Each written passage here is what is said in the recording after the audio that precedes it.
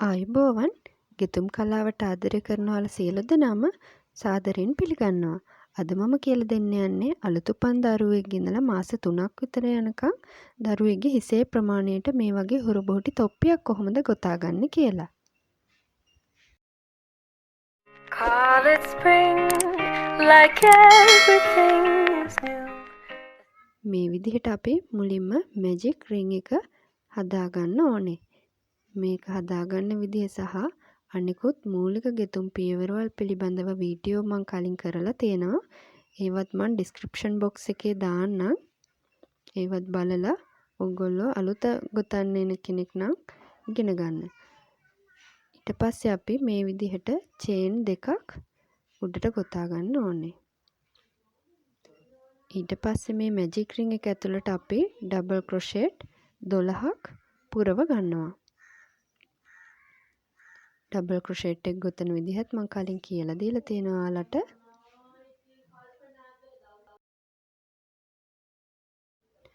මේ විදිහට ඩබල් ක්‍රොෂෙට් 12ක් යනකම් මැජික් රින් එක ඇතුළට පුරව ගන්න.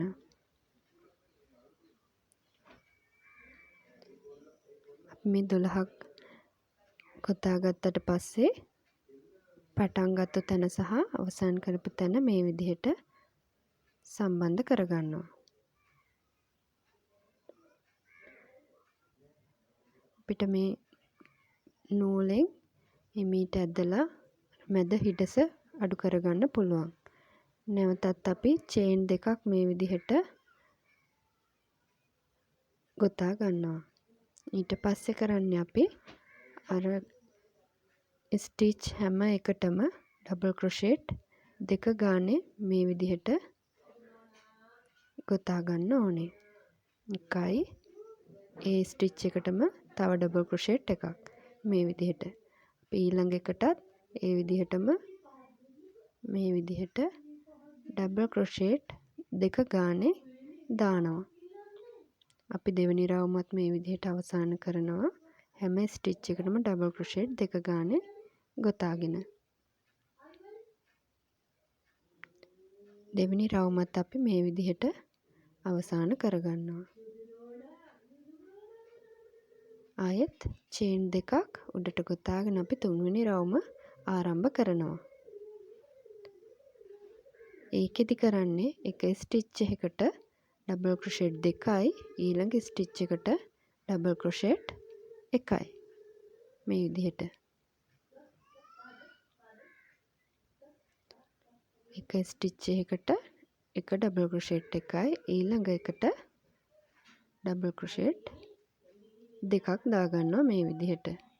ඒ විදිහට සම්පූර්ණම තුන්වෙනි රවුමත් මේ විදිහට අපි අවසන් කරගන්නවා. තුන්වෙනි රවුම මේ විදිහට අවසන් කරගෙන අපි හතරවෙනි රවුම මේ විදිහට චේන් දෙකක් ගොතලා පටන් ගන්නවා. මේකෙදි ස්ටිච් දෙකකට ඩබල් ක්‍රොෂෙට් එක ගානේ දානවා. ඊළඟ ස්ටිච් එකට ඩබල් ක්‍රොෂෙට් දෙකක් ගොතා ගන්නවා. මේ විදිහට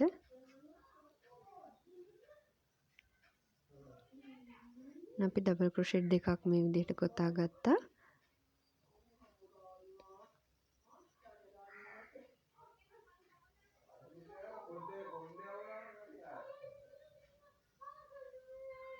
හතරවෙනි රවුමත් විදිහට අවසන් කරගන්නවා. මේ ගෙතුමේ රටාවක් තියෙන්නේ. පළවෙනි එකට මැජික් රින් එකට ඩබල් ක්‍රොෂෙට් 12ක් දාගන්නවා. ඊට පස්සේ එකට ඩබල් ක්‍රොෂෙට් දෙක ගානේ දාගන්නවා. ඊට පස්සේ ඩබල් ක්‍රොෂෙට් දෙකයි ඩබල් ක්‍රොෂෙට් එකයි විදිහට. ඊට පස්සේ එකයි එකයි ආපහු ඩබල් ක්‍රොෂෙට් දෙකයි විදිහට.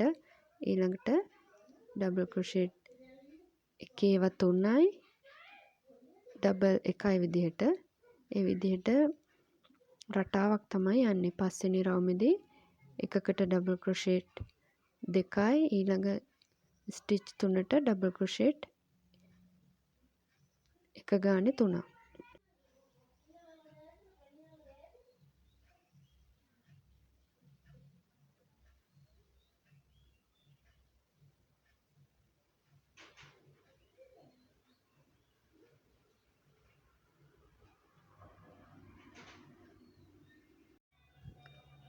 ආපහු 6 වෙනි රවුම ගොතන්නත් චේන් දෙකක් උඩට ගොතනවා. ඊට පස්සේ ඩබල් ක්‍රොෂෙට් එක ගානේ ස්ටිච් 4කට ගොතා ගන්න ඕනේ. 1 2යි 3යි 4යි. ඊට පස්සේ පස්වෙනි ස්ටිච් එකට ඩබල් ක්‍රොෂෙට් දෙකක් මේ විදිහට ගොතා ගන්නවා. මේ පිළිවෙලට තමයි සම්පූර්ණ රවුමම ගොතා ගන්න ඕනේ. මේ විදිහට ගොතාගෙන යනකොට ඔයාලට පේනවා හිමීට මේක ක්‍රවුන් එක කියන්නේ හොඳට වක්‍ර වෙලා හැදීගෙන යනවා තොප්පියක හැඩයට. 7 වෙනි රවුමේදී ඩබල් ක්‍රොෂෙට් එක ගානේ ස්ටිච් 5කට දා ගන්නවා මේ විදිහට.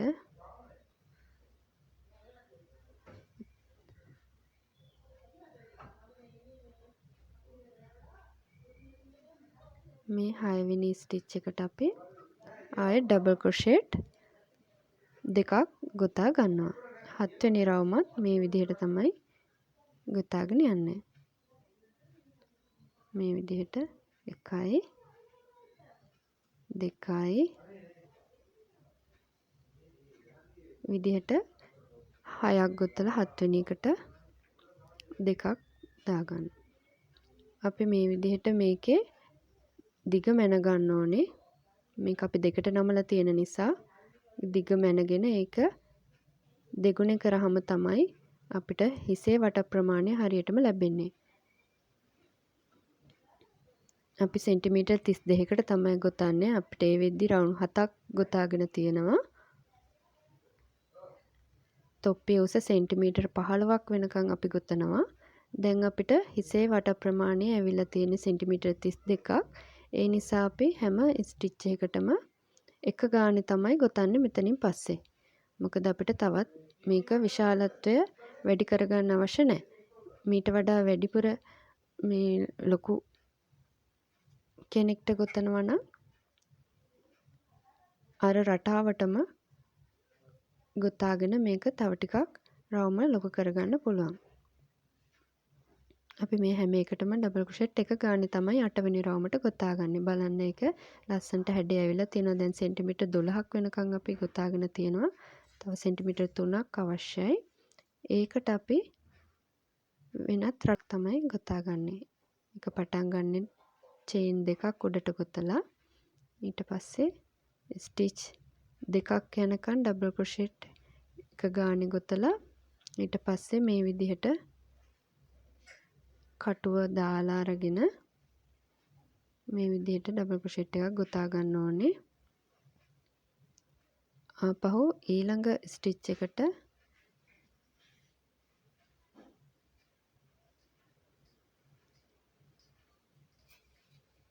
ඩබල් ක්‍රොෂෙට් එක ගානේ ස්ටිච් දෙකක් යනකම් ගොතා ගන්න ඕනේ. ඊට පස්සේ ආපහු අපි මේ විදිහට කටුව ඇතුලින් දාලා අරගෙන නූල හිමීට මේ විදිහට උස්සලා අරගෙන ඩබල් ක්‍රොෂෙට් එකක් ගොතා ගන්නවා. මේ රටාවෙන් තමයි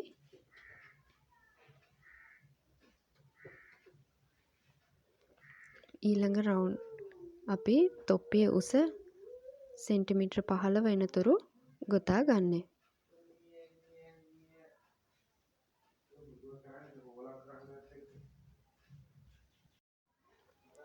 මේ විදිහට ස්ටිච් දෙකක් යනකම් ඩබල් ක්‍රොෂෙට් එක ගානේ ගොතනවා. ඊළඟ එකට මේ විදිහට කටුව ඇතුලින් දාලා ඉවර වෙලා ගොතා ගන්න ඕනේ.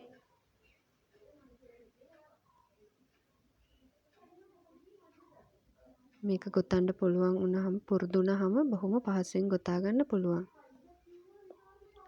අපි මේ විදිහට මේ බලන්න ඒක ලස්සනට උඩට ඉස්සිලා වගේ අලුතෙන් රටාවක් මෙවිලා තියෙනවා.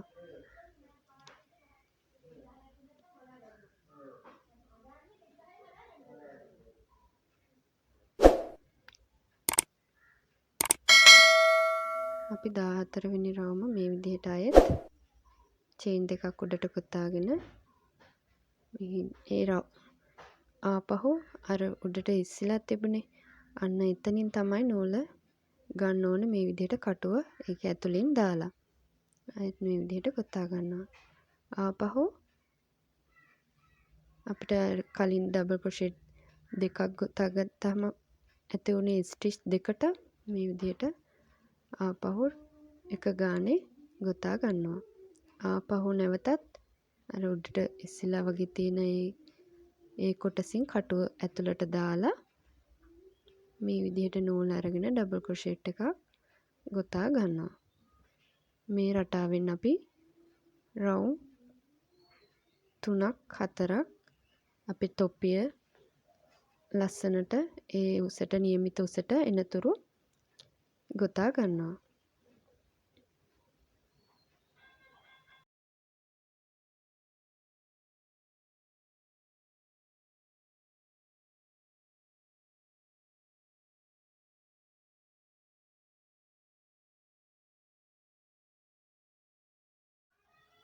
මේ විදිහට බලන්න ලස්සනට ඒ රටාව ඇවිල්ලා තියෙනවා.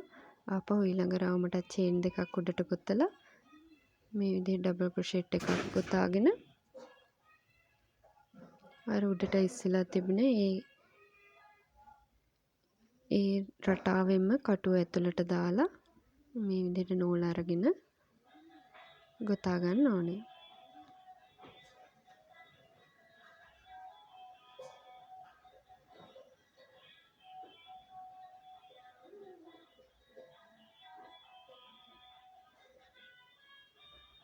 මේ විදිහට අපි ගොතා ගත්තාම ලස්සනට තොප්පියට නිමාවක් එනවා. ඒ වගේම ලස්සන රටාවක් නැවෙනවා. ඒ වගේම කෙරවලට හොඳ ශක්තිමත් භාවයකුත් එනවා. අපිට ඕනේ නම් මේක වෙන පාටකින් උනත් කරගන්න පුළුවන්. එතකොට තවත් ලස්සනයි.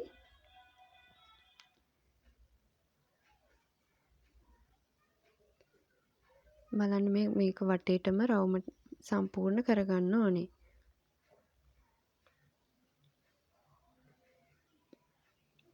අපි මේ විදිහට මේ රවුමත් අවසන් කරගන්නවා.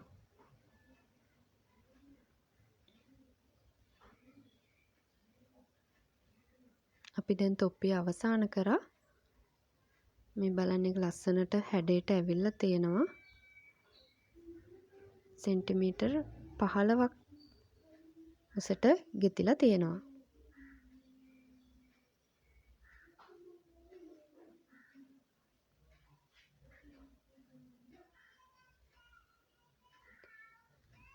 ඉතින් මේ ඕන වයසකට කොච්චර ප්‍රමාණයකට තොප්පි අවශ්‍යද කියලා අපිට ඉන්ටර්නෙට් එකේ බලලා දැනගන්න පුළුවන්. ඒ විදිහට බලලා ගොතා ගන්න පුළුවන්.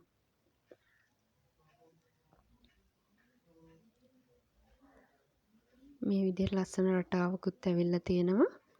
අපි මේ අවසන් කරන නූල මම කලිනුත් සඳහන් කරා මේක අපි මේ විදිහට මහ ගන්න ඕනේ. මොකද ඒකෙන් නූල ගැලවිලා යන එක වගේම මේකට හොඳ නිමාවකුත් ලැබෙනවා. මේ විදිහට මේක මහලා ගැටයක් දාලා අවසන් කරගන්න ඕනේ.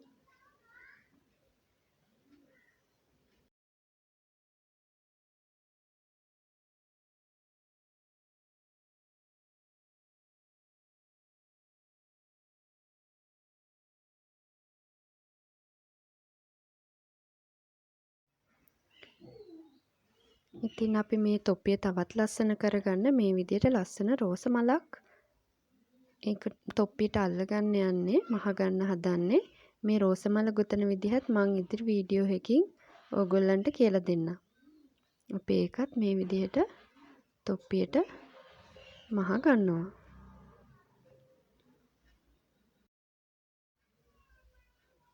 ඉතින් මේ තියෙන්නේ අපි ගොතලා අවසන් කරගත්ත තොප්පිය. මේක අලුත් උපදින දරුවෙක්ගේ ඉඳලා මාස 3ක් දක්වා දරුවෙක්ට ගැලපෙනවා. ඉතින් අපේ YouTube channel එක subscribe කරේ නැත්නම් subscribe කරන්න, තවත් කෙනෙක්ට බලන්න share කරන්න. ස්තුතියි.